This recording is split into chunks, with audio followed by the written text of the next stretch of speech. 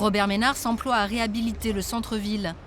Les allées Paul Riquet, poumon de Béziers, sont la vitrine de sa politique. Jusqu'à présent, les gens pouvaient ou pas faire les ravalements. Sur la place ici et sur les allées, maintenant c'est obligatoire. Donc je veux dire, les gens ont 2 ans pour le faire. S'ils ne le font pas, on le fait, on leur envoie la facture. Sinon, Il y a des aides de la mairie ou pas? Il y a des aides jusqu'à 40% de la mairie et de l'agglo. Si vous demandez aux gens, soyez gentils, faites-le, t'as la moitié qui ne le feront pas.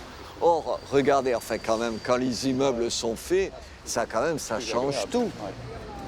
Robert Ménard est passé maître dans l'art de communiquer sur son action. Selon la mairie, une centaine de façades et devantures auraient été rénovées. Le maire serait en passe de réussir son opération de reconquête du centre-ville. Grand bénéficiaire de cette politique, les entreprises du bâtiment, comme celle de Sylvain Chamon.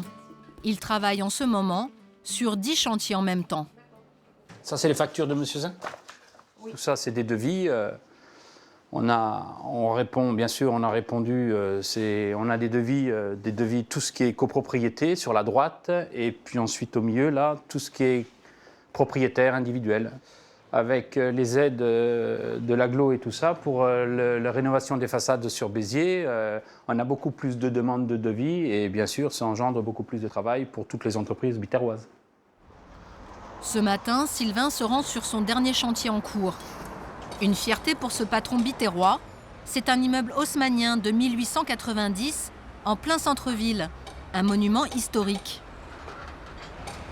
Tout ça, faut enlever, hein. Tout ça, faut enlever, hein.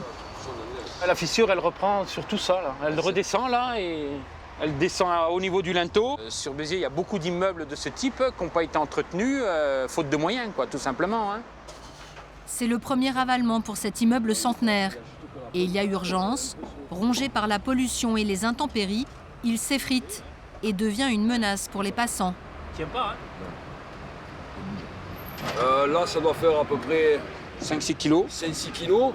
Vu la hauteur, ça fait à peu près 20 kilos qui tombent sur la tête de quelqu'un. Ça peut le tuer de net. Et il y a beaucoup d'immeubles comme ça sur Béziers qui sont dangereux, où il faut éviter de trop se balader le long des immeubles, en attente de restauration. Pour voir l'un des chantiers dont Sylvain Chamon est le plus fier, il faut monter sur les toits. Quand vous regardez, là en face de vous, vous avez quelques immeubles qui ont été rénovés par l'entreprise, dont l'immeuble de M. Minard. C'est clair qu'en voulant faire rénover les immeubles haussmanniens sur Béziers, il a fait le sien, il a rénové le sien, au moins il montre l'exemple, bien sûr. Des immeubles opulents, vestiges d'un âge d'or.